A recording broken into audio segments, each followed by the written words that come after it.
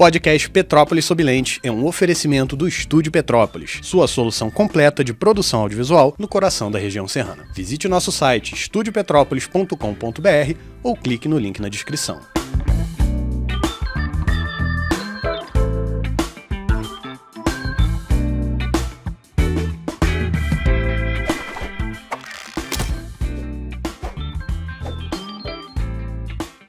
Sejam muito bem-vindos ao episódio 13 do podcast do Petrópolis Sob Lente. Eu me chamo Carolina Freitas e sou a fundadora desse projeto que, desde 2018, se dedica a resgatar e a valorizar a memória da cidade a partir dos formatos escrito e audiovisual. No episódio de hoje eu recebo profissionais que eu admiro imensamente e que eu tenho a honra de chamar de amigos. Um trio de pesquisadores de diferentes gerações que têm um olhar muito semelhante com relação à importância de explorar pautas pouco conhecidas da história de Petrópolis. Eduardo de Oliveira é jornalista, pesquisador, mestre em ciência política pela UFRJ e doutor em história pela FGV. Ele tem colaborado com o site do Petrópolis Sob Lente, com reportagens extraordinárias que surpreendem por trazerem detalhes do cotidiano de antigamente, a partir de múltiplos enfoques, indo desde as antigas representações diplomáticas que funcionaram aqui, a projetos que nunca saíram do papel no município e que previam, por exemplo, bondes aéreos e um estúdio de cinema. Já Natália da Paz e Lucas Ventura são doutorandos e mestres em História Política pela UERJ, sendo os responsáveis pela organização do livro Petrópolis, Entre o Conhecido e o Desconhecido, História, Estudos Reunidos e Novas Abordagens. A obra reúne artigos de 31 autores, foi lançada em fevereiro desse ano e tem sido um sucesso absoluto desde então. Eduardo, Natália e Lucas, sejam muito bem-vindos ao programa. Muito obrigada. Obrigado. Animados? Sim, é um prazer estar aqui com É para falar vocês. sobre Petrópolis, né? Uma outra Petrópolis sempre anima a gente. O nosso bate-papo hoje vai ser uma verdadeira aula de história. E antes de começar, eu quero agradecer rapidamente os apoiadores do programa que apoiam a cultura e a memória da cidade. São eles o Estúdio Petrópolis, que em outubro do ano passado abriu as portas do estúdio para que eu pudesse desenvolver o podcast. A Mude Petrópolis, marca de roupas que inclusive acaba de lançar comigo um quadro mensal intitulado Coleções que Contam Histórias, em que juntos conectamos passado e presente através da moda. Além do Cadanes, que agora em junho completa 30 anos de caminhada e que também vai ter a história contada no Petrópolis Sob Lente, e o Chalé do Chocolate, que trabalha com chocolates artesanais há 15 anos e que encanta de imediato os convidados daqui do programa. Como eu cheguei a antecipar aqui, o Eduardo tem presenteado os leitores do Petrópolis Sob Lente com matérias inéditas de enorme valor histórico que resgatam informações até então não exploradas, sobretudo do período da Belle Époque na cidade.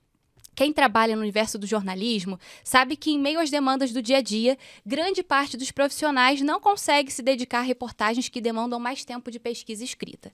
Ele me relatou que, durante o mestrado, acabou se deparando com inúmeros recortes de jornal que, embora não fossem o seu foco naquela época, foram guardados durante quase 20 anos e agora têm sido usados. Eduardo, conta para o público a forma com que os caminhos da pesquisa te levaram de uma abordagem sobre o processo eleitoral a um jornal alemão em Petrópolis. Bom, boa tarde.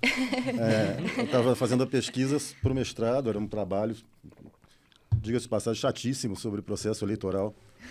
Eu mesmo bolei essa linha de pesquisa, não sei por que eu fui parar nisso, mas me arrependi tão logo comecei a pesquisa. E, de repente, eu me deparo, vou na hemeroteca da Biblioteca Municipal, para fazer um levantamento, e me deparo com um jornal escrito em alemão, em gótico, com letras góticas, maravilhoso. Eu falei, que coisa linda. Eu lembro quando eu era garoto, eu já tinha visto isso, não tinha entendido nada, evidentemente.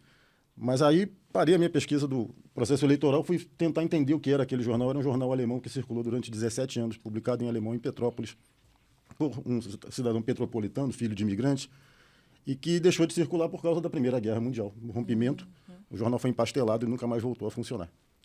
E aquele jornal ali acabou sendo a minha dissertação. Eu passei a trabalhar com ele, porque ele era, para além de um jornal informativo, ele era uma arena de debate a respeito de identidade. Eu sou filho de alemães, nascido em Petrópolis. Você é brasileiro, você é alemão.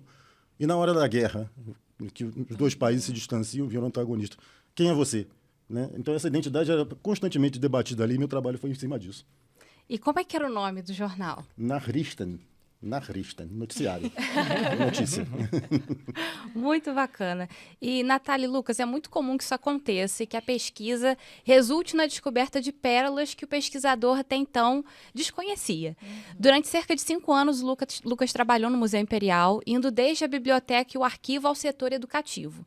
No arquivo, você fez algumas descobertas de tesouros que estão guardados lá, como uma carta que Napoleão mandou para Dom João, pedindo bloqueio intercontinental, e uma carta em braille para Dom Pedro II. Isso sem falar no documento que rege a sua monografia. Que documento que era esse? Ai, Carol, aliás, primeiro, boa tarde a todo mundo, né? E bom dia, boa tarde, boa noite para quem não está, enfim, para quem está assistindo a gente. Mas, na verdade, eu acho que arquivos históricos, eles são muito preciosos, né? E quando você vai no objetivo de... com recorte de pesquisa, enquanto um consulente, enquanto pesquisador, claro que tem aquele nicho de documentos que você fica ali, mas se você trabalha nesse lugar, o universo de possibilidades é bastante grandioso, né?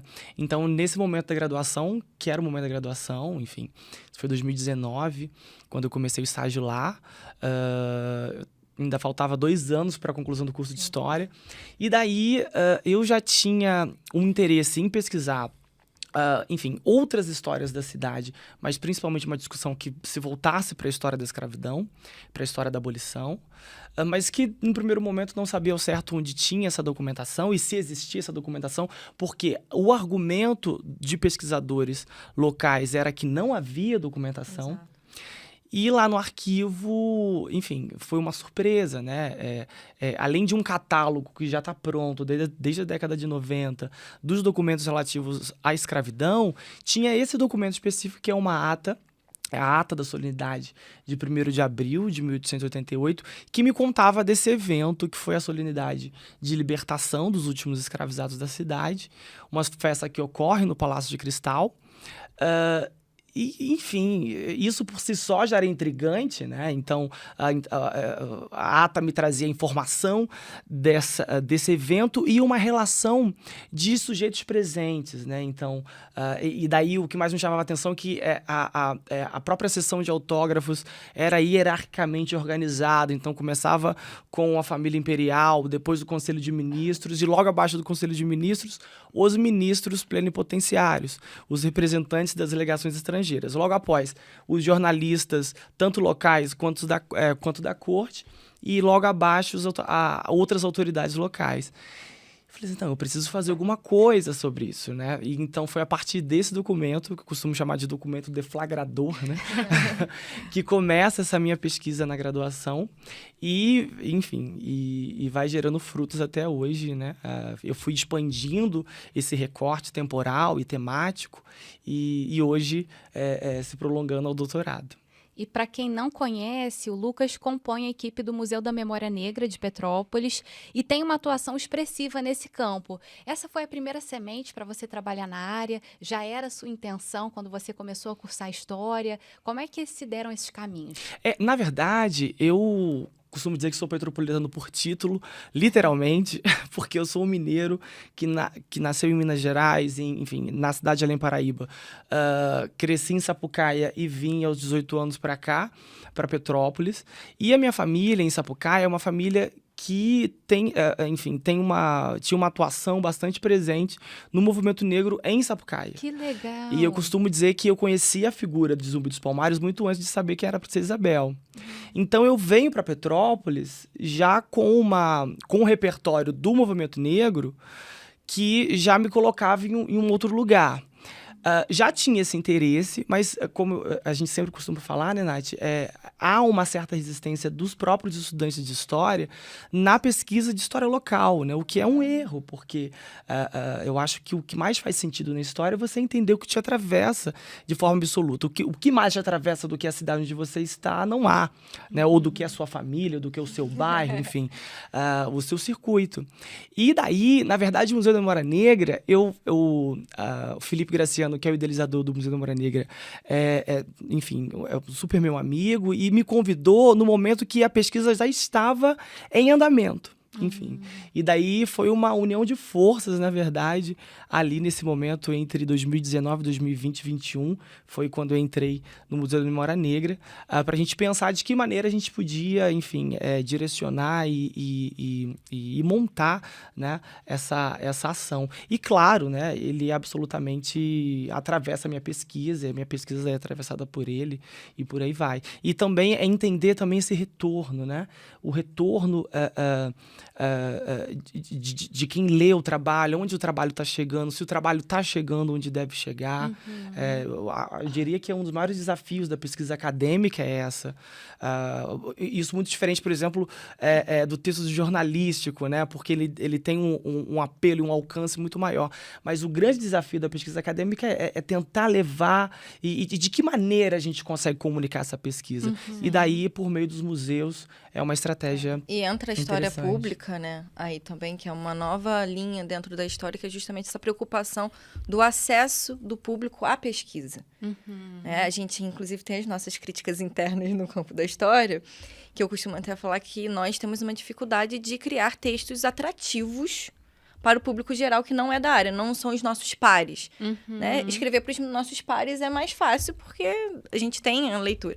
Agora, o grande desafio do historiador é fazer com que os nossos trabalhos, a nossa escrita, alcance o público geral. Não, total. E sempre foi um ponto que a gente até conversou, né, Eduardo, dessa preocupação de usar uma linguagem que seja de fácil compreensão, uma abordagem que seja atraente, como você falou. E eu acho que a partir das plataformas digitais hoje, principalmente com os recursos visuais, a gente consegue captar muito essa atenção. Então, sempre que o Eduardo produz as pautas para o site, a gente sempre tem tido esse cuidado de procurar fotos que possam embasar aquele assunto, que possam ilustrar o que está sendo falado, para que as pessoas tenham a atenção realmente captada. E as imagens são lidas, né? Sim. É isso. As imagens também têm o seu texto ali para ser a sua compreensão, né? Seus significados, seus símbolos, que façam que o público. Então, as imagens são provocativas nesse sentido. A gente depois, né, vai falar aí sobre o livro, então a gente tem muito essa relação com a imagem, está muito próxima. Então, acho que é bem legal a gente trazer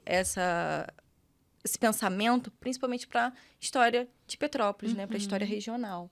E eu queria saber da Nath se ela se lembra do momento em que o Lucas definiu o tema da monografia. E eu queria também saber como se deu o seu processo. A Nath, ela é natural do Caxambu, nascida e criada lá, e ela se dedica a estudar toda a colônia portuguesa ali de Santa Isabel do Caxambu. Então, eu queria saber se você também já foi para a faculdade de História, para a graduação, pensando em promover esse resgate da família, ou se isso foi algo que se moldou uma vez que você estava naquele ambiente. Sim. Gente, oi. Não falei nem dei oi. Então, vamos por partes. Em relação ao Lucas, a questão da monografia e tudo mais, eu acompanhei muito o processo do Lucas na escolha dele, né? Então, eu acho que a gente foi definindo tanto o meu tema quanto o tema dele em parceria, poderia dizer assim, porque a gente escreveu muitos textos antes de ter o livro, né? Que é vamos dizer assim, um grande produto dessa parceria. Antes a gente já tinha escrito artigos, a gente já participou de vários eventos. O primeiro evento que a gente participou fora da UCP, em outra universidade, foi com nós dois. A gente estava fazendo justamente uma disputa de memória entre Império e República. A partir o Lucas no Museu Imperial, com o trabalho dele. Eu estagiava no Palácio Rio Negro, na época. Então, a gente trazia essa figura a partir dos patrimônios, essa disputa local. E aí, a gente foi definindo os nossos temas assim, né? É como eu cheguei em Santa Isabel. Primeiro que eu moro em Santa Isabel, então a pesquisa me perpassa. Assim, eu escutando, né, os relatos aqui, eu não tive um documento que me despertou a minha problemática de pesquisa, foi a minha vida, vamos dizer assim. Então, desde nova, assim, desde a infância, eu vivia com portugueses, então, meus avós são portugueses, a comunidade onde eu morava tinham portugueses, eu achava aquilo muito esquisito, porque eu ia para a escola, ninguém tinha, né? Fulano, você também tem avô português? Não. Falei, gente, mas como assim? Ninguém convive com português, só eu. E aí isso começou a me questionar, assim, trazer questões. E eu chegava pra minha avó, tadinha, e ficava perguntando, mas por que disso? Por que daquilo? E ela também não me sabia responder muitas coisas, né, que vinha. E aí aquilo foi ficando na minha mente. Cheguei no 6º ano do ensino fundamental. Eu sempre estudei em escola pública, aqui na cidade. E tinha matéria de HGTP. Enfim, tem as mudanças de sigla, né? Mas no frigir dos ovos, HGTP. E aí, era a matéria que eu estava mais ansiosa para ter na escola. Porque eu falei, agora que vão me responder as minhas dúvidas. Porque é sobre Petrópolis, né? E cheguei lá, eu lembro... Coitada, a professora falou para mim assim, falou, né, explicando. Não, porque nós todos aqui, a origem de Petrópolis é a partir da colonização germânica, tudo mais. Eu falei, gente, mas como assim germânicos? Eu não tenho nada de germânicos, né? Não tem ninguém da minha família Não que... se identificou. Eu falei, e as pessoas que moram no meu bairro? Onde que elas estão nessa história? Não estão. Aí isso ficou... Eu falei, E eu comecei a gostar de história por conta disso. Falei, vou cursar história. Cheguei no ensino médio, mudei totalmente, queria ir para letras, queria ser revisora. Tu lembra disso? Foi todo um paranauê aí. Aí eu cheguei lá no ensino médio, eu fiz técnico em audiovisual no Dom Pedro. Então, a parte de roteiro, de fazer roteiros, argumentos, enfim, me cativou muito. A parte jornalística também me trouxe, né, por conta do audiovisual, trouxe um despertar para essa área. E falei, então vou fazer letras. Cheguei na hora do processo, né, de vestibular, tudo. Eu não tinha condições financeiras para ir para o Rio de Janeiro, para poder fazer uma faculdade lá. Tinha que ser em Petrópolis, eu também não tinha condições de pagar a faculdade. Falei, então vai ter que ser pelo ProUni. E aí, só que não tinha vaga para livre concorrência em letras no ProUni, só para história. Pô, mas a história era a minha segunda opção. Falei, então eu vou tentar a história e se eu passar... Aí eu lembro que eu entrei na UCP, a moça falou assim para mim, não, então, depois do primeiro semestre, você pode pedir transferência pro curso de letras. Você cursa o primeiro semestre em história, depois você passa para letras. Falei, perfeito, vai ser isso. Pronto, e aí aqui estamos, eu em história não passei para letras. E aí, falei, é agora pra gente escrever sobre a comunidade de Santa Isabel, sobre a imigração portuguesa. A imigração, não só... hoje em dia eu estudo, né, e me dedico não só à imigração portuguesa, mas às imigrações em geral, principalmente as imigrações históricas. E mostrar que Petrópolis é muito mais do que só os alemães, né? Só os germânicos. A gente tem outros grupos que compõem essa cidade, outros grupos estrangeiros e que vieram por motivos diferentes. E o legal é que a Nath já tem conseguido transformar um pouco esse ensino sobre o Caxambu. Sim. Lucas já participou também da oficina Memórias de Petrópolis, que eu tenho o prazer de ministrar lá na Escola Germano Valente, em que sua esposa trabalha. E foi muito bacana porque a Nath levou pãezinhos de receitas de portugueses. As crianças degustaram, conheceram a castanha portuguesa, que elas não conheciam. Então, assim, foi muito legal. A experiência delas com a castanha portuguesa produzida no bairro foi uma coisa que eu nunca vou esquecer, porque teve criança que eu falei, gente, vocês estão igual uns bichinhos, que eles ficavam cheirando antes de comer, como se fosse reconhecer o alimento. Então, assim, a gente levou, a escola cozinhou, né, na panela de pressão, a gente botou numa travessa, e aí quando as crianças foram acessar esse alimento pela primeira vez, é aquela coisa do desconhecido, né?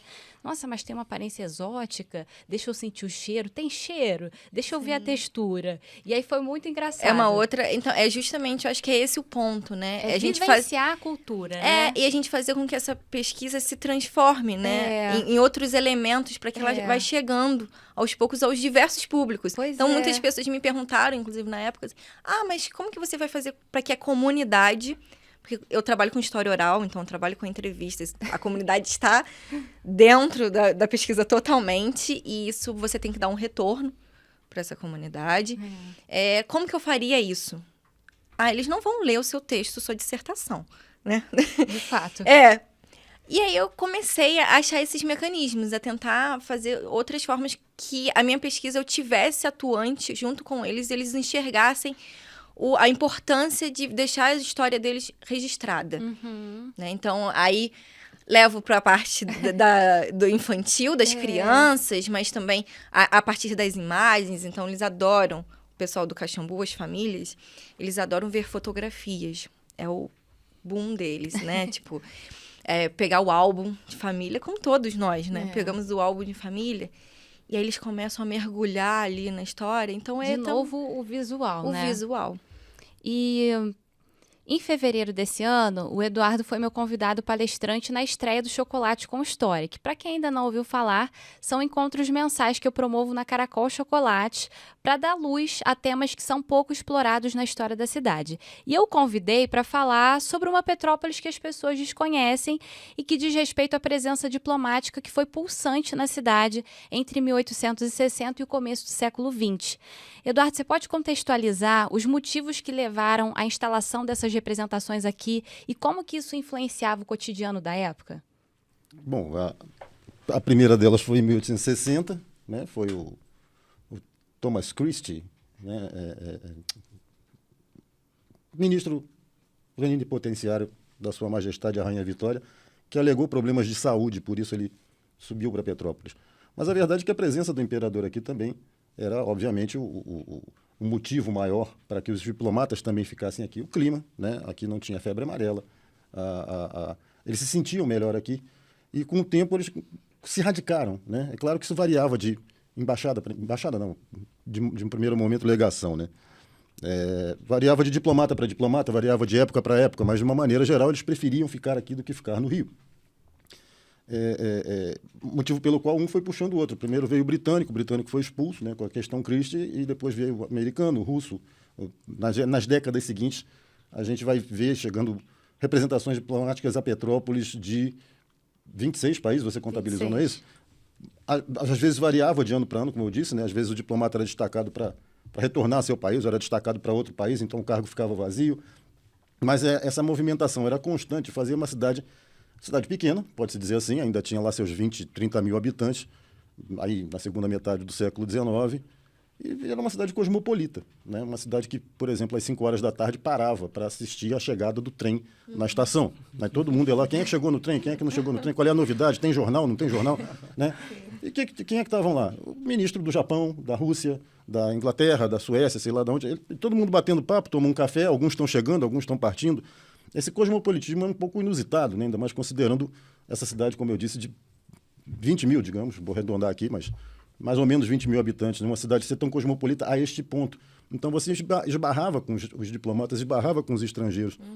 Incidentes diplomáticos ocorreram na cidade sem que a gente tivesse dado conta disso, porque essas figuras eram figuras muito populares. Então eles mudavam, sim, o cotidiano da cidade, alguns deles, né? Não todos, como é o caso daquele americano, que a gente ficou fã dele, né? O ministro americano ficou 20 anos no cargo. Foi um caso raríssimo em que o diplomata ficou muitos anos no cargo. Normalmente eles ficavam de 3 a 4 anos só. Esse aí ficou 20 anos no cargo, morou em Petrópolis todo esse tempo, pediu para ser enterrado em Petrópolis, o que efetivamente aconteceu. Mas ele gostava muito de carnaval, ele promovia bailes. Ele aparece fantasiado de Pierrot, de Arlequim. Né? Era figuraça. E oferecia festas com música, né? Tinha gramofone, né? Pô, o cara tinha um gramofone, então fazia uma festa com música, é um negócio sensacional. Mas os bailes, que, imaginem vocês, 20 e tantos países, né? Se você contabilizar uma data nacional para cada país desse, um aniversário de um chefe de Estado, só aí você já tem uma série de datas importantes para cada delegação que tinha aqui, noblesse oblige, né? Tinha que fazer a sua festa, a sua comemoração, etc. Então era nos hotéis de Petrópolis, era nas praças de Petrópolis, e eram nos palacetes onde eles se instalavam que aconteciam essas festas. Um cotidiano, vamos combinar, um pouco diferente daquilo que a gente via em outras cidades, né? Por conta desse cosmopolitismo e dessas novidades e dos modismos que esses estrangeiros traziam. Né? E eu lembro que o americano se vestiu de japonês também. Também se vestiu de... Acredita nisso? É chinês ou japonês? Pois é. Ele aparece fantasiado, no baile a fantasia, ele figuraça. Eu queria que você explicasse essa questão da mudança de endereço, que era muito comum. Por exemplo, a Casa da Princesa, as diferentes legações que ela representou. Ela foi legação dos Estados Unidos durante um bom tempo, também foi legação da Alemanha. Depois a legação da Alemanha se passou por um palacete ao lado, na rua 13 de Maio, um palacete lindíssimo que... Gente, acessa a matéria. Nenhum de nós conheceu, infelizmente, mas... E do lado desse ainda tinha mais um outro palacete também lindíssimo, que foi durante um tempo do Chile, também foi da Argentina. Como os diplomatas ficavam pouco tempo, 2, 3 anos, eles normalmente alugavam esses imóveis. Então, a gente tem, por exemplo, ali na 7 de Abril, tem aquela casinha, uma casa muito bonita, aliás, uma casa grande, uma casa onde foi a primeira legação japonesa. Mas a legação japonesa teve em outros vários lugares. Teve na Ipiranga, teve na Praça da Liberdade, teve na Rua Santos Dumont, né? Então, eles variavam muito. O que não variava era a presença deles, né?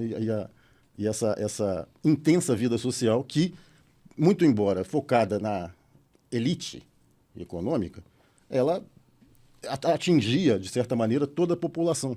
Uma festa, por exemplo, que se fazia numa embaixada, as pessoas paravam na porta para ver a chegada dos bacanas, né? Como é que estão as roupas das mulheres, elegantes, etc. e tal. Não posso entrar na festa, mas ver os bacanas eu posso, né? Então ficava aquele tapete vermelho lá, tipo Hollywood, né?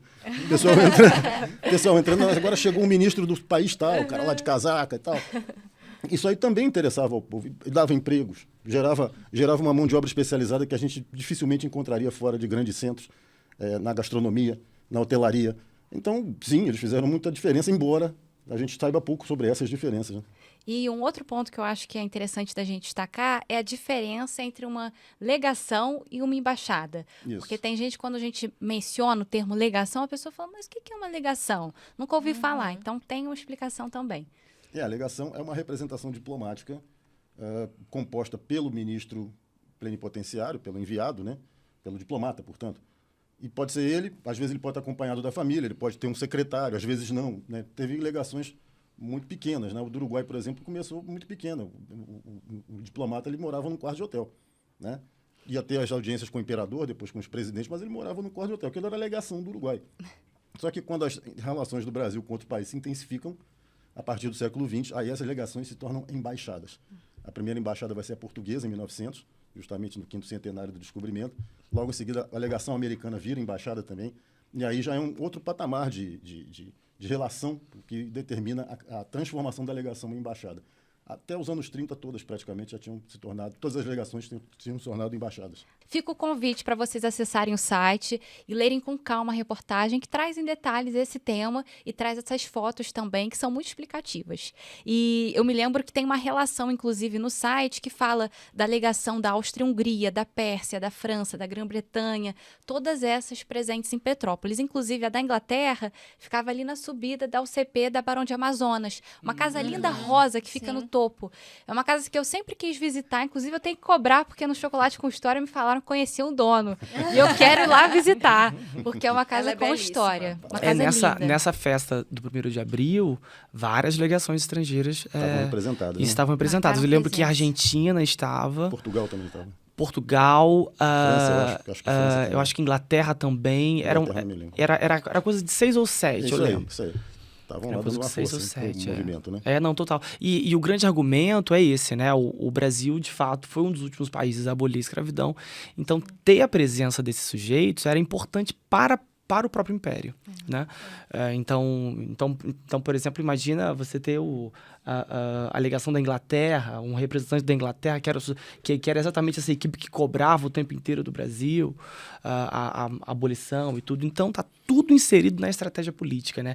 É olhar também mas principalmente para a movimentação de elite, não só como deleite, não só como a vigiliatura, mas sobretudo na estratégia política. O que esses sujeitos querem aqui para além desse bem-estar que a cidade oferecia, né? Isso é extraordinário, né?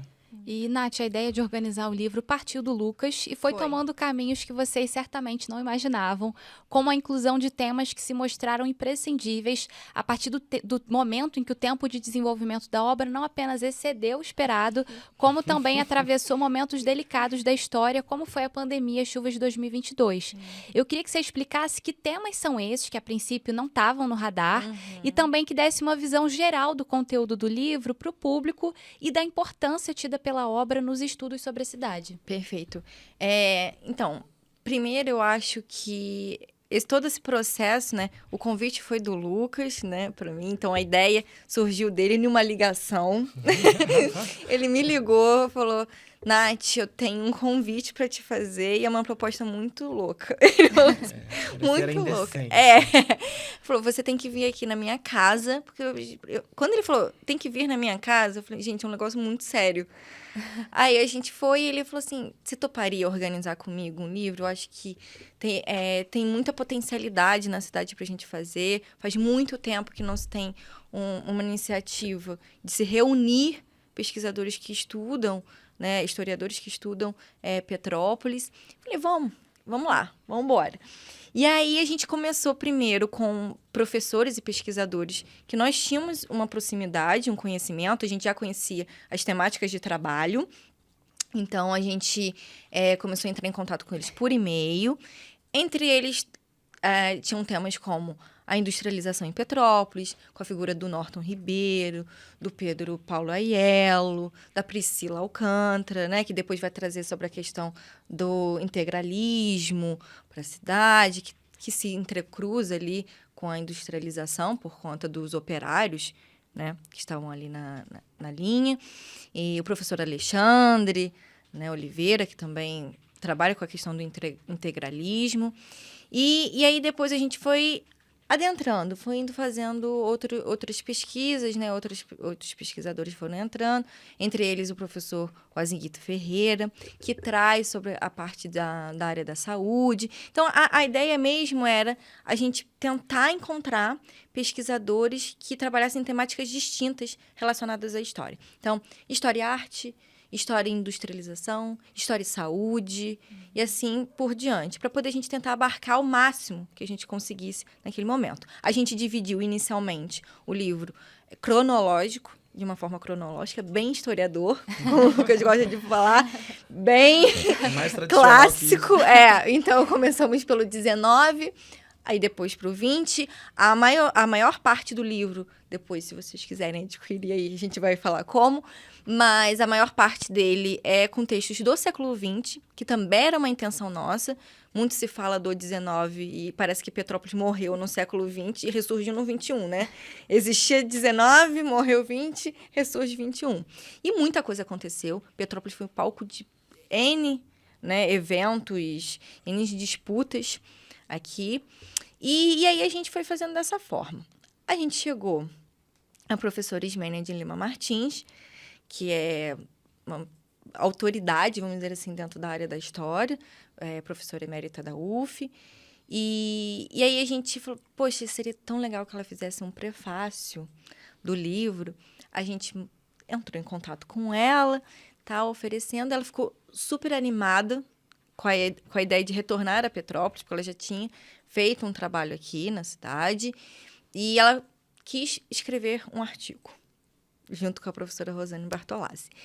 E aí entrou ela e tudo mais. Depois, no andar da carruagem, a gente, já na elaboração do livro, na diagramação dele, a gente queria fazer as aberturas de parte. Então, século XIX, século XX, a capa, que é belíssima, né? Pena que não vai poder mostrar, mas, enfim, também que é muito provocativa, traz muitas reflexões cerca. Então, a gente começou a escolher essas imagens e a gente viu que elas tinham muito potencial e que elas falavam coisas que o livro não... Os textos até então não conseguiam apreender, né, desses temas. A gente precisa explorar melhor as imagens que vão estar aqui. E aí a gente começou a fazer os convites para pequenos textos curtos. Então, na terceira parte, Terceira né? parte, isso. Que aí surgiu a terceira parte a partir daí. São textinhos curtos, de uma lauda, máximo 2 laudas. E que não fazem, vamos dizer assim, uma abordagem tão aprofundada no sentido de um artigo. Não é um artigo, não é a proposta de ser um artigo. É um texto curto mesmo, mas que tragam esses elementos de reflexão.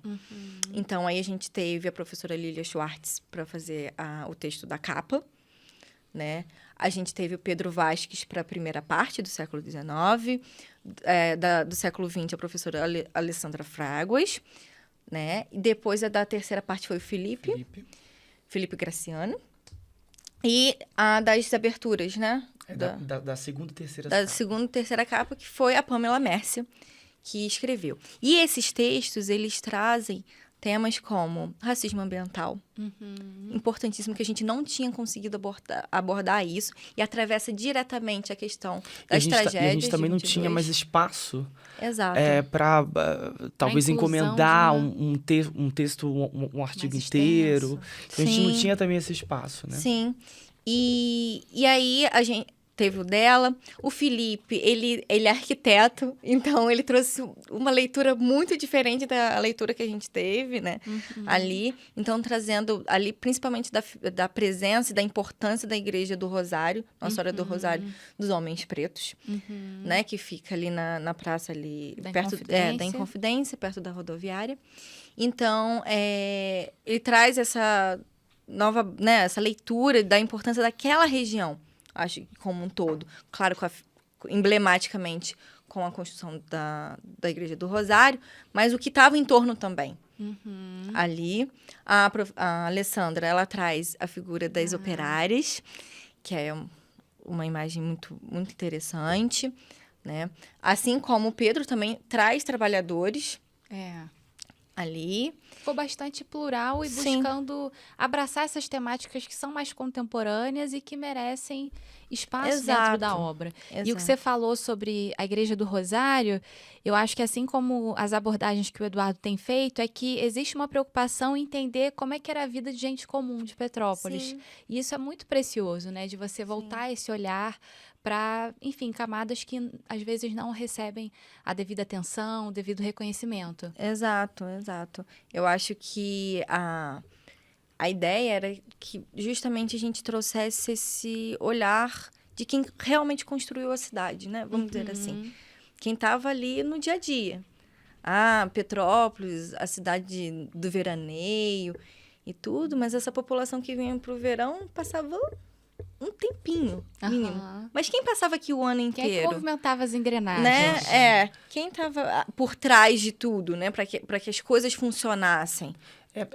Porque, na verdade, né, o livro ele nasce de incômodo, né? De incômodo tremendo, meio de Natália, de uma cidade que insistia numa narrativa absolutamente cenográfica. Então, principalmente eu que vim de fora para cá, eu via Petrópolis com um cenário. E eu falei, gente, tem um ruído aí, enfim. E a própria historiografia reproduzia esse cenário da cidade, né? Então, quando eu e Natália, a gente começa as nossas pesquisas da graduação, ela nos estudos imigratórios e eu na abolição, a gente encontra outros trabalhos que falavam de temáticas que não necessariamente atravessavam a gente, mas que eram temáticas outras, como história do operariado, enfim, como história dos próprios sindicatos, né? E por aí vai. E a ideia, a princípio, era reunir trabalhos já prontos, né? Eu lembro que vocês falaram e que isso acabou mudando. Era reunir trabalhos já prontos. Então, a gente... aliás, quando eu fiz o convite de Natália, eu falei assim, Natália, a gente não tem recurso. Então, a gente vai conversar com esses historiadores, com esses pesquisadores, e ver de que maneira a gente consegue fazer isso e também tentar futuramente buscar um apoio para ver como que a gente... E detalhe, eu e Natália, a gente não tinha experiência na organização de publicação. Então, a gente foi aprendendo Conforme acontecia. conforme as coisas foram acontecendo. E para nossa surpresa, além desses textos, por exemplo, o meu texto, o texto de Natália, o texto da própria professora Patrícia Souza Lima, são textos que, na verdade, são grandes... são textos sintéticos sobre as nossas pesquisas, mas tiveram textos inéditos, como o texto do próprio professor Maurício, o texto da Ismênia. A Ismênia, na verdade, para quem não conhece a Ismênia, ela fez um texto na década de 80, em 84, que foi os subsídios para a história da industrialização em Petrópolis, que foi aquele texto que muda a chave dos pesquisadores enfim, nessa percepção e no olhar sobre a história do operariado e da própria industrialização e por aí vai. Então, todos os trabalhos que vieram pós ela sobre industrialização passam e perpassaram o texto da Ismênia. Então, a gente tinha essa coisa de, poxa, será que a gente vai conseguir chamar e convidar a Ismênia? E a gente teve essa surpresa, né? De quando a gente teve esse contato com ela, ela, não, mas eu quero fazer um artigo, eu quero fazer um texto para vocês e tudo. E essa terceira parte, eu me lembro que, na verdade, ela não seria uma parte, né? Eu lembro que o Vladimir foi quem diagramou, quem fez o projeto gráfico do livro. E daí ele falou assim, Lucas, a gente precisa fazer uma legenda, precisa de imagens, claro, né? E talvez um pequeno texto falando no verso. E daí eu já tinha visto num livro da Sadia Hartmann, que é o Perder a Mão, um livro extraordinário, que lá no final do livro, ela trazia numa página a fotografia, sei lá, da capa, e na outra página um parágrafo sobre essa fotografia. A ideia era essa. Quando a gente começou a fazer isso... Evoluiu de outras maneiras. Evoluiu de outra coisa. Aí os autores foram entregando uma lauda, duas laudas. Falei assim, Nath, então pera lá. Eu acho que dá pra fazer uma parte aí, se a gente pegar a fotografia da terceira parte e colocar primeira e segunda capa também fotografias. O que eu acho interessante da obra é que a gente se dá conta de como tem produção atual envolvendo Petrópolis. Porque foi como vocês falaram, às vezes, nesse universo acadêmico, o grande público acaba não tendo acesso. Então, quando eu vi tantos autores compilados ali e tantos outros que vocês disseram que já estão se interessando para integrarem futuros volumes, é que a gente vê como tem pessoas que estão estudando a cidade, enfim, se aprofundando em temáticas que perpassam o município. Com certeza. E a gente estava falando sobre quem faz Petrópolis acontecer, e uma das pautas que o Eduardo produziu para o site, ela trazia Petrópolis de 1845 em números. Então, eram 2.100 habitantes, 2 padarias e 4 açougues. E uma outra em que você falava das opções de lazer e entretenimento em Petrópolis na Belle Époque. Você pode dar um gostinho para o público de como é que era a diversão nessa época? Foi uma pauta um tanto quanto curiosa, porque a gente dificilmente ouve falar sobre diversão em Petrópolis, a não ser pelos clubes, pelo rink de patinação do Marovil. E você foi mais lá atrás e trouxe, a partir de recortes de jornal, algumas atrações que Petrópolis dispunha na época. A pergunta inicial foi essa, né? Como é que as pessoas se divertiam, né? Dentre as várias perguntas que a gente pode fazer a respeito dessa micro-história, dessa vida comum, né? Como é que eles se divertiam? Não tem televisão, não tem internet, não tem, né? Qual era o divertimento? Bom, obviamente os teatros, né? A gente vai ter um primeiro teatro aqui logo em 1857, teatros obviamente acanhados, né? Teatros sem grandes pretensões, mas ainda assim bastante disputados. E principalmente os salões, as festas populares e as festas familiares, que aconteciam por todo e qualquer e nenhum motivo. Né? Aniversário de alguém, do imperador, aniversário da imperatriz, aniversário do cunhado do imperador, tudo era motivo para ter festa, e nada era motivo para ter festa, e elas aconteciam. E carnaval, evidentemente, mas ao longo de todo o ano, bailes em salões que eram construídos para esse fim, como foi o caso do Salão da Floresta. Né? Muito me surpreendeu saber que ele fez parte daquele movimento pela abolição, uma das festas pela emancipação de Petrópolis, ou seja, pela compra das alforrias, né, dos cativos em Petrópolis, aconteceu lá, inclusive com a presença de cativos e ex-cativos. Foi. O que também verdade, era lá, inédito para a época, né? Bem curioso. Lá foram vários bailes. Vários. Eu acho que pelo menos uns 3 ou 4 para a abolição. E onde é que ficava o salão, para quem está ouvindo? O salão ficava na Rua do Imperador. Como é que eu posso explicar? Quando você sai da rodoviária, né? Você vai pegar a Rua do Imperador. Assim, aquele iniciozinho de Rua do Imperador e Praça da Inconfidência, você... Acho que é próximo cento e do... poucos metros. Na altura do antigo Penafiel, não é? Eu não sei dizer exatamente. Ali naquelas imediações. É do outro lado do edifício Vitrine, né? Só que fica do outro lado da rua. Era naquela região ali, tanto o Salão da Floresta quanto o Cassino Dona Isabel. Me parece que então é onde é hoje o York Hotel. Um pouco para além do York Hotel. Ali, Era no York, acho que é número 90, número 100, se não me engano, 100 e pouquinho. E o Salão da Floresta era número 98. Mas era um grande sobrado e ainda tinha uma construção posterior, atrás dessa construção que dava fachada para a Rua do Imperador. A parte de trás também tinha uma área que era onde ocorria o baile mesmo, né? Fica na encosta, né? Na encosta da Rua do Imperador. Então, mas isso tudo se perdeu, o casario mudou, né? Houve um incêndio na região ali no início do século XX também. Então, houve várias modificações, isso meio ficou fora da memória. A gente tem não tem registro do Salão da Floresta, né? as festas aconteciam de noite, tirar foto de noite era um negócio complicado. Então, nem de dia, né? Nem de dia era muito fácil. Nem de dia era muito fácil. Então, quer dizer, nós tínhamos esse salão aí que foi o mais marcante, mas havia vários outros, né? E para todos os, digamos assim, para todas as preferências. Inclusive, alguns bailes eram considerados assim meio imorais. Não vai não que pega mal para você se você frequentar esse baile, né? Outros não, isso aí é para a família, pode levar as crianças, não tem problema. Então, era essa a principal diversão, mas não apenas isso, né? A gente também tinha cassinos, né? Cassinos que funcionaram tanto quanto puderam, né? Bem antes do Quitandinho, havia vários cassinos aqui. Tinha esse divertimento para a elite, né? Que era uma coisa mais sofisticada, como é o caso do Cassino Hotel, onde fica a UCP, né? Na Barão do Amazonas. Jogos, circos, né? Os circos eram fantásticos, né? Os números de circo eram fantásticos. Eles falam por si mesmos, né? Na matéria a gente explica um pouquinho mais dos animais que traziam, das acrobacias que faziam, que duravam muito tempo, inclusive com a presença da família imperial. O mágico então, que fez o elefante desaparecer. Dá de tudo. Tem aquele Nicolau Farre. Eles traziam artistas de fora do Vinham Brasil para compor todo esse cenário. Era meio que passagem, né? Fazia uma turnê. Exatamente, veio ao Rio, legal. Alguns circos ficavam rodando o estado do Rio e outros vinham para Petrópolis também em função da presença da família imperial e da quantidade de veranistas. Então, já esgotamos o nosso público no Rio. Vamos ver se a gente consegue mais coisa. Em Petrópolis, eles ficaram meses aqui. E queria que você comentasse a chamada da matéria. Qual foi a atração que a gente destacou? A menina, a cabeça da menina. Tem um anúncio de 1876, se não me engano, um cidadão anuncia que vai apresentar uma cabeça de menina numa caixinha de 25 centímetros quadrados, a qual come, bebe e fala com o público. Meu Deus. Fiquei curiosíssimo para saber o que seria essa... O que aconteceu? Que cabeça é Estou essa? imaginando se era jogo de espelho, eu não sei o que era. Até agora não dá para saber, mas esse anúncio é no mínimo intrigante, né? Não, os anúncios são maravilhosos. São sensacionais, né? Não dá... Os jornais em si, né? Tipo, se você pegar essa parte dos jornais em Petrópolis, é uma fonte riquíssima. Sim. De... É inesgotável, inesgotável. Ali tem muita coisa. Muita. Eu achei espetacular.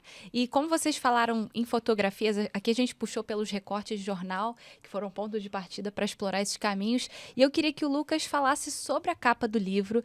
O livro está aqui na mesa. Enfim, quem está de casa não vai conseguir ver em detalhes. Mas é um livro muito bem construído. Eu fiquei, assim, muito bem impressionada com a diagramação feita pelo Vladimir. Ele faz um trabalho fora de série. Eu, assim que saí do lançamento, falei, Vladimir, que trabalho lindo, que obra magnífica. E a escolha da capa foi uma escolha muito acertada, né? Eu queria que vocês comentassem pra gente como é que foi o caminho até chegar a essa foto e o que ela simboliza enquanto responsável por realmente abrir esse trabalho que vocês desenvolveram nos últimos anos. Na verdade, o projeto ele foi já desafiador desde o início, né? Então, eu me lembro que a escolha do título foi uma saga. Lembro que a gente falou, Natália, aí, o que você acha? Ó, Natália, me fala aí. E tinha que ser um título chamativo, né? E que abarcasse o que a gente estava aqui, o que a gente pensou. Então, escolhemos o título. Petrópolis entre conhecido e desconhecido. O subtítulo ele mudou, né? O subtítulo era enorme. E daí um professor falou assim, olha, rever esse subtítulo, porque o diagramador, para colocar esse subtítulo na capa, não vai, enfim. E daí nós reduzimos um pouco o subtítulo. Já não dava mais pra gente mexer no título, porque o projeto tinha ganhado uma visibilidade. A partir até daquela matéria que você fez com a gente, eu acho que foi 2021. Foi a primeira matéria, eu acho que foi falando 21. do livro. Uma jornalista portuguesa viu a matéria, ela já estava no Brasil para fazer matérias do Público, que é um jornal no Porto, sobre o Bicentenário da Independência, subiu a Petrópolis para conversar com a gente. Então, assim, o próprio título já tinha ganhado, Não enfim. tinha como mudar, Não tinha tinha jeito. como mudar. E só um adendo dessa matéria do Público, e foi uma matéria que o pessoal em Portugal gostou muito. Eu tenho... Enfim, né, por conta da minha relação aí com os portugueses, familiar, eu tenho familiares em Portugal que começaram a ligar para minha avó, falando assim, a Natália já lançou o livro? E a minha avó, tipo assim, como você sabe do livro? Porque a gente viu no jornal. Então, Foi assim, tomando proporções. Foi tomando uma proporção que a gente não imaginava, né? Então, e daí, desde sempre, desde quando eu comecei a conversar com o Vladimir, eu já falava dessa capa. Eu falei assim, Vladimir, e a capa? Ele, Lucas, calma, Tava a capa é inquieto. a última coisa que a gente vai ver. Eu falei, não, tá tudo bem. Mas eu e a Natália, a gente, tipo assim, Natália, porque a capa, ela precisava falar desse título. Com o leitor, né? Então, eu já conheci essa imagem por meio, na verdade, de uma litografia. Tem um livro do Toné, se não me engano, é o Viagem Pitoresca a Petrópolis, Isso, é da acho década que de 60. E ele traz 6 ou 7 fotografias do Clube nesse livro. Traz no formato litografia, né? Isso era muito comum na época. E daí era super divulgada. Eu até imaginava que era um acervo do Museu Imperial. E fui vendo que não, que na verdade essa fotografia era da Biblioteca Nacional e que era um estereoscópico. Ou seja, é um nada, né? Uma tripinha, uma coisa muito pequena. Mandei para a Natália. Falei assim, Natália, o que você acha dessa imagem? A gente pode talvez conversar com o Vladimir para colocar a imagem na capa inteira e trabalhar esse título em cima da imagem. Enfim, foi um chororô de um lado, chororô de outro, porque eu falei assim, não, então é a imagem. Que, na verdade, é uma imagem da transição da década de 1850 para 1860. A gente sabe disso por conta da publicação na verdade, a fotografia ela não é datada, mas por conta da publicação do Toné, sem dúvida, daqui não tem como ser na década de 40. Então, sem dúvida, é a transição 50-60. E o que ela me traz? Ela traz a Vendetta do Imperador logo no princípio, né? E um sujeito sentado, encarando de forma absoluta, né, esse fotógrafo. Né? E esse sujeito é um sujeito negro, é um sujeito africano, que traz essa tiara curiosíssima na cabeça, que muito possivelmente conta essa nação de onde ele vem, no continente africano. É um sujeito que está de pés enfim, ele está descalço, então possivelmente, de fato, era um escravizado.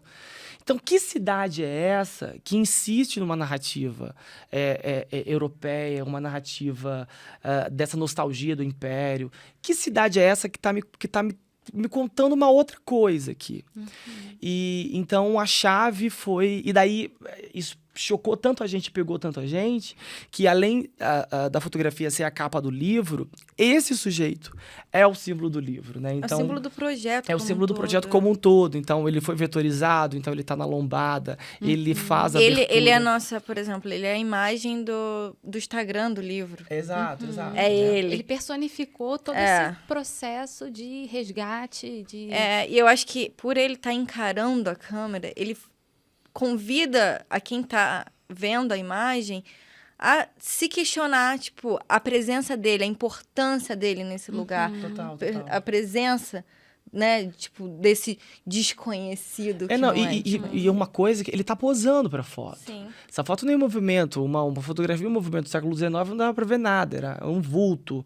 E era uma preocupação do Clube, o Clube ele tinha essa preocupação. Então, essa não é a única fotografia, digamos assim, de um cunho mais problematizador do Clube, né? Então, a própria fotografia da abertura da primeira parte, que é uma fotografia do Clube por volta de uns 20 anos após essa, também da Avenida do Imperador, mas do lado do Rio Quitandinha, onde ele traz o quê? Trabalhadores na margem do rio.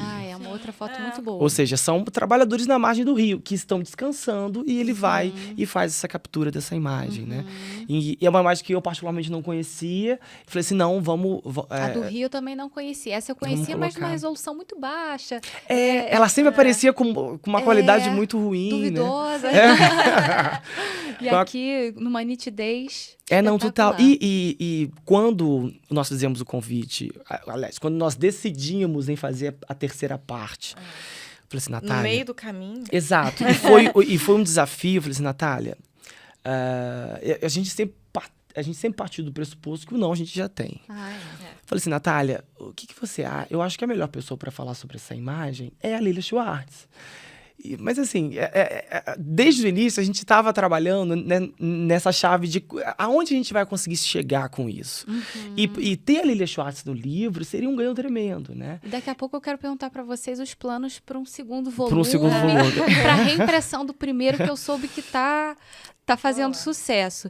Eu perguntei esses dias para o Eduardo qual matéria que ele tem produzido com enfoque histórico ele mais gostou de produzir. O que ele me respondeu foi que nos últimos tempos tem sido sempre a próxima, porque a pesquisa envolve sempre muitas descobertas e também trocas com quem consome os conteúdos. Eu queria saber do Eduardo se tem planos de lançar um livro, algum trabalho que possa compilar todas essas pesquisas e descobertas que você tem feito. A cidade vai agradecer. Sim. Talvez, não é impossível. Nós estamos querendo. Que bom. Talvez quando a gente tiver um material mais volumoso, né, mais robusto. Mas a ideia é essa, mesmo a mesma que a deles, muito embora a gente percorra caminhos diferentes, entendo que a gente está indo para o mesmo destino, né? A ideia de reavivar, resgatar esse desconhecido dessa cidade, muito embora você tenha observado, né, que existe um certo preconceito com relação à história local. Eu entendo que não apenas esse preconceito é descabido, como falar de Petrópolis não é falar de história local, é falar de história do Brasil como um todo.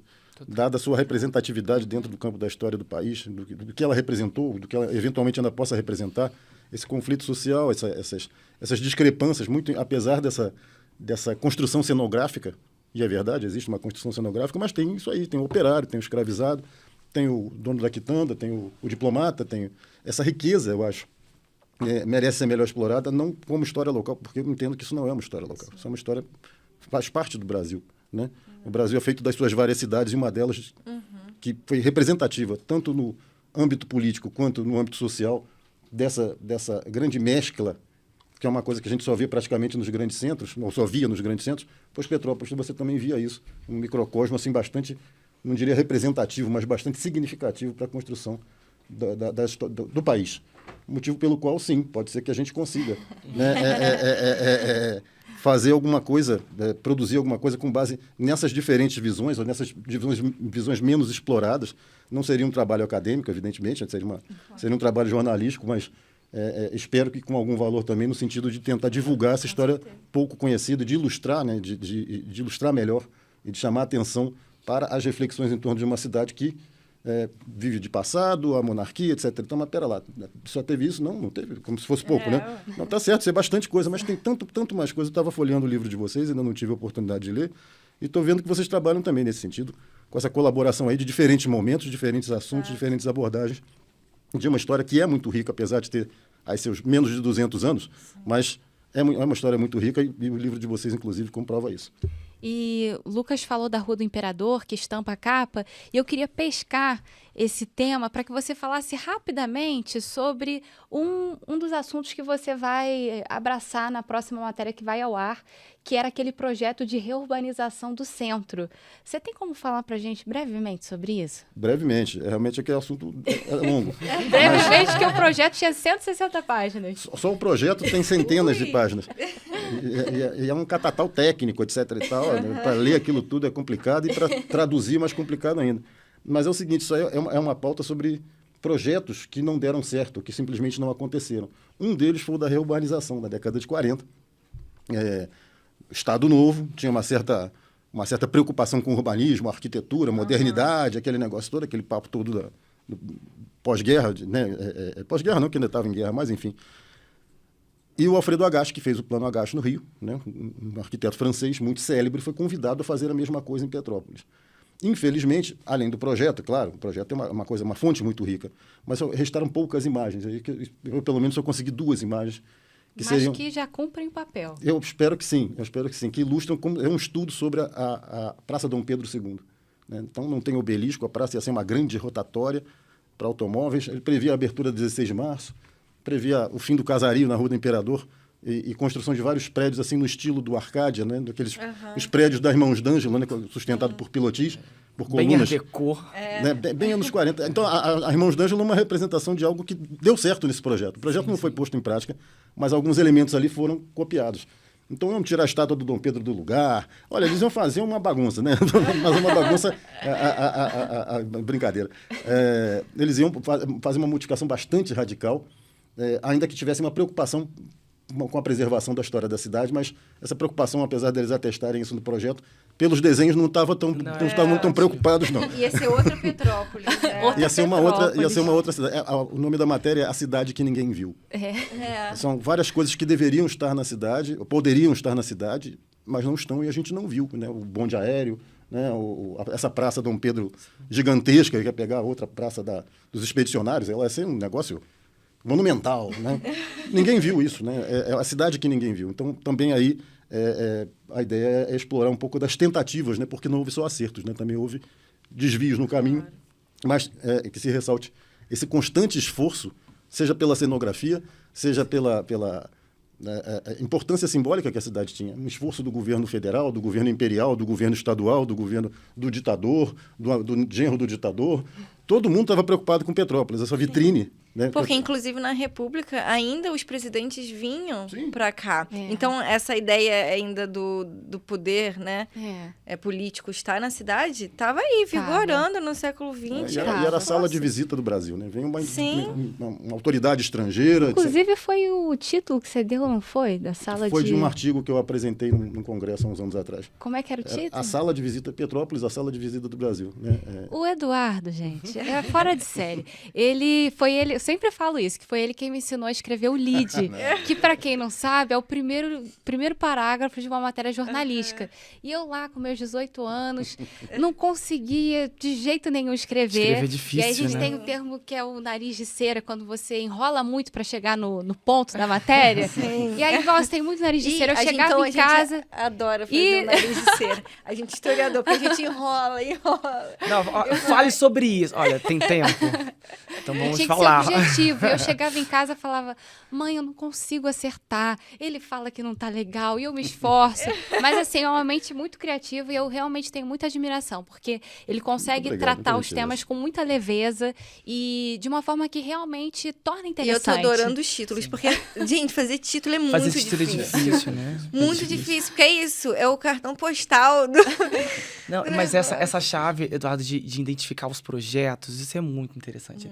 Porque é uma coisa que a gente defende até no livro isso, que Petrópolis ainda é uma cidade de laboratório. E principalmente nesse contexto do século XX, era uma cidade modelo para outras. E principalmente por ser a primeira cidade planejada do país e por aí vai, né? Por mais que a gente tenha essa ideia, e eu acho que a fala pública tem essa ideia da Petrópolis como uma cidade do Império, mas do ponto de vista das edificações, a própria vida do imperador é muito mais século XX do que XIX. Né? Eu acho que são muito pontuais as edificações do século XIX que ainda resistem à Praça do Imperador. A Rua do Imperador, né? Então, ali é muito, muito século XX, e principalmente esse contexto, década de 40, 50, que vamos modernizar. Enfim, isso é muito interessante. No texto da Alessandra, ela traz ela abre o livro, né? A primeira parte, ela traz uma matéria do Pequena Ilustração, se não me engano, que a manchete é Petrópolis a Maravilhosa. Eu lembro. E trazia exatamente esses novos prédios, enfim, as novas edificações, essa cidade que está se reformando. Acho que foi o edifício Centenário também. Que o edifício Centenário está inserido nesse contexto. Enfim... E como se não bastasse, é isso, né? É o centenário da cidade. Então, a cidade está se movimentando, não só do ponto de vista mas do ponto de vista da memória mesmo, né? Então, a chave dos projetos é muito bacana. Porque quando a gente vê que aquilo não entrou, mas para lá, mas como que ele pensou isso? E é muito interessante, né? Dessa parte da abolição, é interessante que eu descobri também nessa mesma época uma grande preocupação com as princesas Isabel. Então, tinha uma sociedade beneficente Princesa Isabel, funcionava na Rua 13 de Maio. Eles tiveram a brilhante ideia de construir um monumento para a Princesa Isabel em frente à casa dela, em frente à catedral. Isso nos anos 30, né? Isso movimentou a cidade. Houve várias campanhas para arrecadação de dinheiro, arrecadação de bronze, né? Arrecadaram 300 quilos de bronze no primeiro momento e nada de sair um monumento, né? É mais uma das coisas que ia ser modificar, mais um elemento que ia modificar o cenário. Imaginem vocês, ali em frente à catedral, uma estátua colossal da Princesa Isabel, etc e tal. A lá Copacabana. Né? Não, mas A era lá até Copacabana. tem a Copacabana e teria lá. Né? Seria a primeira estátua em homenagem a ela, em praça pública. No final das contas, sumiu o dinheiro, sumiu o metal, era meia Sumiu tonelada. bronze. Chegaram, de 300, eles pularam para 500 quilos de bronze, conseguiram arrecadar, mas sumiu também. A história meio que coisa. caiu no vazio e 10 anos depois Tem uma foto. tem uma fotinha. Ah, tem do dela de projeto. costas, Ah, né? que interessante. Da- uma raríssima É. foto da Agência Nacional, que são os membros da comissão É apresentando uma para o foto. Vargas. E a miniatura da Para nosso azar, a foto está a estátua está de costas. Né? Bem ao fundo. Infelizmente, a foto não está muito Mas boa. é prova, comprova. Não, não, com certeza houve. Comprova que existiu. E agora nós temos o Keller. Não tem a Princesa Isabel, mas está o Keller lá, o monumento do Keller, tudo certo. Também merece. Não, lá no homenagem, museu, quando eu evidentemente. trabalhei no museu, a consulente é uma peça rara e que às vezes a gente identifica umas coisas interessantíssimas. E na chave dos projetos é muito interessante, porque tem gente que coloca na cabeça que o projeto foi realizado. E eu nunca me esqueço de um consulente que bateu o pé que a cripta da catedral era subterrânea e tinha um grande porão, porque não sei o quê. Eu falei assim, olha só, esse foi um dos projetos que não aconteceu. Eu disse, não, aconteceu sim. Eu tenho o projeto, eu tenho a cópia do projeto. Falei assim, então, não acontece. Então, a ideia, essa chave dos projetos é muito curioso, né? Porque tem gente que se apega absolutamente e acha que aquilo aconteceu. E principalmente quando é algo relativo ao não visível, não que você não vê. Enfim, esse universo dos pesquisadores... Da a gente- Natália e do Lucas, eu queria saber o seguinte: como é que faz para adquirir o livro? Vocês têm o Instagram do livro, que é @livro.petrópolis. Isso. O pessoal pode seguir, enfim, para acompanhar. Às vezes vocês fazem palestra pública, as pessoas vão ficar ali acompanhando as novidades. E queria saber a forma de aquisição e planos para o futuro. Brevemente, que eu vou ter que encerrar, gente. A pergunta de milhões. Então, a página, né, o livro, a gente está comercializando pelo livro ponto Petrópolis, é uma página no Instagram. E lá a gente publica tudo sobre o projeto, o que a gente está fazendo, as palestras que a gente está, enfim, dando e por aí vai. Há uma demanda pública agora pelo segundo volume do livro, que não estava no script lá radares. atrás, né? Lá atrás. Mas há uma demanda, a gente está caminhando nessa direção, mas a nossa preocupação agora é reeditar esse primeiro volume. Né? Então, muito em breve, a gente acredita e defende que vai sair a reedição do livro e que a gente vai estar publicando lá na página também. Inclusive, tem a opção do livro.petrópolis. combo livro e ecobag. Ah, Isso, exato, exato. Livro e ecobag. Aí vem livro, ecobag Bag e o marcador. A caneta, não. E a A caneta. caneta, isso, a caneta. E uma caneta. Maravilha. E a gente está chegando agora naquele momento do programa em que eu ouço como é Petrópolis sob as lentes dos convidados. Eu vou começar com o Eduardo. Petrópolis sob as lentes de Eduardo de Oliveira. Queria saber a Belle Époque em Petrópolis em palavras breves, com base no que você tem estudado e apurado. Esse cenário que a gente fez referência agora é um dos cenários de Petrópolis, um dos vários cenários de Petrópolis, que é muito rico também em termos de experiência, em termos de narrativa, em termos de construção simbólica. Não apenas a Belle Époque, né? Vários outros momentos da cidade também são marcados por essa beleza e por essa riqueza, eu vou chamar assim, de informações, de modos de ser, de modos de agir, que de alguma maneira fazem parte de um processo que nos trouxe até aqui. Né? Então, vale a pena a gente conhecer um pouco melhor. A história da monarquia, obviamente, é muito mais explorada, vocês apontaram isso, mas a história da República não é menos importante, não é menos rica, então também a gente pode se debruçar sobre ela. Um tema que você ainda quer explorar, mas não teve oportunidade. Olha, esse é difícil, porque, como eu disse, à medida que eu vou fazendo uma pauta, eu vou fazendo outra, vão surgindo outras no caminho por acidente, vão caindo no meu colo, e eu não sei nem direito onde é que eu estava indo, mas no meio do caminho eu encontrei uma outra coisa melhor. O que me pareceu mais atraente, eu paro de fazer o que eu estava fazendo e me aplico naquilo. Então, é difícil dizer. Esse movimento operário, né, a minha tese foi sobre o conflito político, né, então é algo que eu gostaria de me aprofundar um pouco mais. Entendo que tem uma história rica também aí para ser contada, mas é difícil, muito difícil para mim delimitar um espaço temporal. Aberto às oportunidades. E as pautas, e aos temas, principalmente aos temas, né? Estou tentando seguir essa linha temática mais do que a linha cronológica, né? Estou tentando seguir uma linha temática que vamos ver o que vai acontecer. Eu tenho sido bastante feliz de encontrar alguns temas que trazem, pelo menos para mim, muita satisfação na pesquisa. E Petrópolis sob as suas lentes é? Isso é rica, né? É uma cidade rica. De história, de memória, de formas de entender o país, formas de entender a nossa sociedade, nem sempre formas muito agradáveis, às vezes conflitantes, mas a história é isso mesmo, a história não é feita para agradar, a história é feita para... Né? Então, esses conflitos que existem, internos, às vezes, bons resultados, né? O esforço do Estado Central, uma sociedade que se organizou de uma certa, tal e qual maneira. Eu entendo, essa riqueza é a Petrópolis pelas lentes, assim eu a vejo, né? Petrópolis sob as lentes de Natália da Paz e Lucas Ventura. Um sinônimo para o livro Petrópolis entre o conhecido e o desconhecido. Cada um fala um. Lucas vai tu. Não, eu acho que é isso. É a defesa de uma diversidade, entende? É a defesa da pluralidade. O livro, eu acho que 31 autores, uma publicação mais plural e mais diverso que isso, eu acho que não há, entende? Eu acho que pelo menos do ponto de vista da metodologia, né? Então é isso. É mostrar uma cidade diversa, uma cidade plural. Para mim, um campo de disputas. Então, disputas, acho que Petrópolis, ela demonstra claramente essas conjunturas diversas e como você tem ali esse elite com a classe popular, operária. São esses vários campos e quando eu falo de disputa, não é disputa de brigas necessariamente, mas de memórias, de lugar, de se entender e se ver em Petrópolis, né? Enxergar Petrópolis como deles. A maior satisfação de vocês com o lançamento da obra? Eu acho que foi o retorno do público, Carol. A gente não tinha ideia desse retorno. A gente não tinha ideia como que essa obra chegaria e é uma coisa que está surpreendendo a gente até hoje, né? Sim, eu acho que também é a ideia da potencialidade, né, que o livro tem. Então, a potencialidade que a história da cidade tem. Acho que isso resume bem o nosso papo aqui.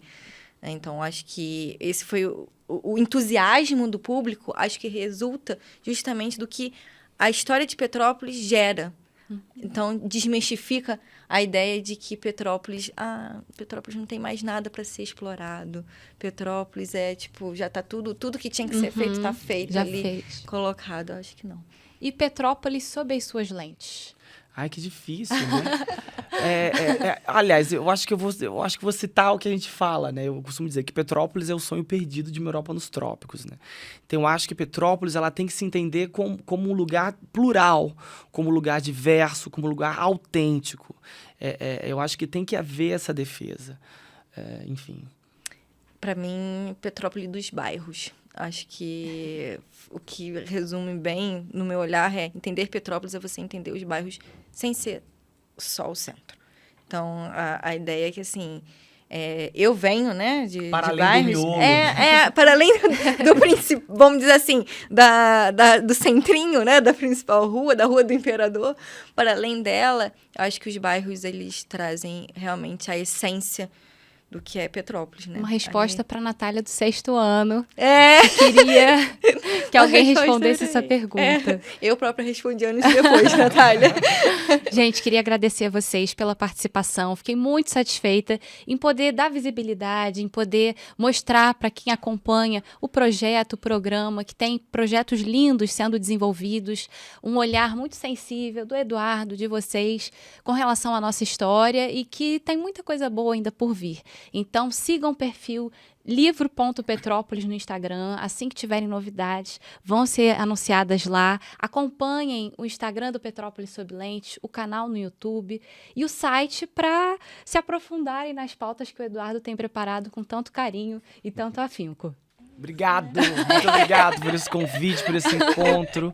Enfim, eu acho que é isso, né? Aos poucos é o trabalho de formiga e em algum momento a gente vai chegar nessa Petrópolis que a gente tanto quer. A gente fica muito né? feliz de ter conseguido dividir esse momento, né, com todos vocês. E trazer o nosso livrinho, né? Nosso filho, como a gente fala. Que agora vai ocupar o... Opa, já tem uma boa leitura para a semana aí. Ótimo. Próximo mês. Vou. Tô preocupado ali, tô curioso. Quero logo começar a ler. Gente, até o próximo episódio. Muito obrigada ao Estúdio Petrópolis, Mude Petrópolis, Cadanes e Chalé do Chocolate. A gente se revê em breve.